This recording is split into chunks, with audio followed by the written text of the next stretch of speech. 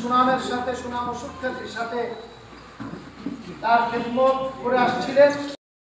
যেনারা নবীদের ওয়ারিস জনতা ছিলেন, এই প্রচন্ড বৃষ্টিকে উপেক্ষা করে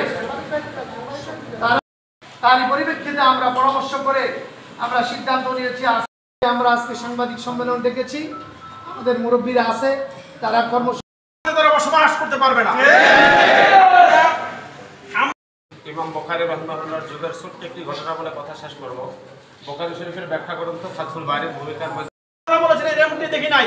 এমনকি আমরা জেলা প্রশাসকের অফিস আজকে তার বিরুদ্ধে যে ষড়যন্ত্র চলছে আপনারা মূল বিষয়টা জানতে পেরেছেন। অনেক অনেক কৌশলে মানুষকে স্বাক্ষর দিয়ে ডিসি অফিসে জমা দিয়েছে। এই কর্মসূচি ঘোষণা করবেন, তাকে ক্ষমা চাইতে হবে। ক্ষমা জিয়াসির সাহেব মদিনায় আছেন, সেখান থেকে পাঠান।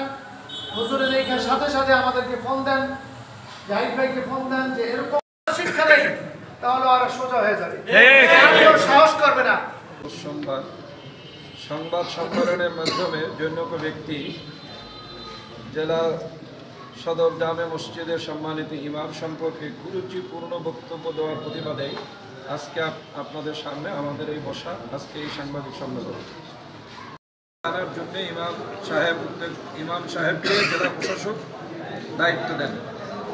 দায়িত্ব রক্ষার্থের জন্য ইমাম সাহেবের বিরুদ্ধে মিথ্যা অপবাদ এবং রটিয়ে বেড়াচ্ছে তারা।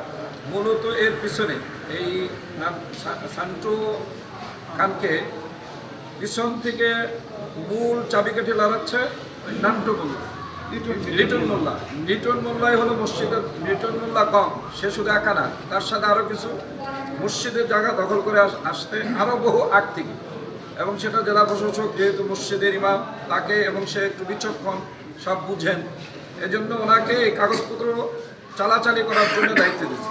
এর মূল কারণ হলো এই জমি, এই মসজিদের জমি উদ্ধার করতে গিয়েই ইমামের পিছনে লেগে আছে, আর এই পাগল এর পিছনে খাবাই দিছে। সুতরাং এই পাগল নিজে যদি পাগল বলতো তাহলে, বা তাকে যদি অন্যরা পাগল বলতো তাহলে আমরা এখানে শোভনীয় হইতো। যেহেতু আমরা আমাদের বুঝ মোতাবেক পাগল বলেছি, এজন্য আমরা তার ওই কুরুচিপূর্ণ বক্তব্যের তীব্র নিন্দা প্রতিবাদ জানাই করে দিবে। আর আমরা আল্লাহ সৈনিক হিসাবে ঘরে বসে থাকবো না। আমরা কালকার থেকে ঘরে বসে নেই, আজকেও ঘরে বসে নেই। এই বেয়াদবের কঠিন বিচার হবে, ভূমিদস্যুরা জায়গা ফেরত দিবে। ডিসি সাহেব এই ব্যাপারে পদক্ষেপ গ্রহণ করবেন, না হয় আমরা কঠিন থেকে কঠিন কর্মসূচি দেব। এ থেকে আমাদেরকে কেউ ফিরাতে পারবে না। সাংবাদিক সম্মেলনের মাধ্যমে আমরা যেভাবে কথা বলতে হয়, আমরা তার থেকে একটু শক্ত ভাষা বলতেছি, এর জন্যে যে এটা আমাদের শুধু সাংবাদিক সম্মেলন না, এটা আমাদের একটা প্রতিবাদ সমাবেশ।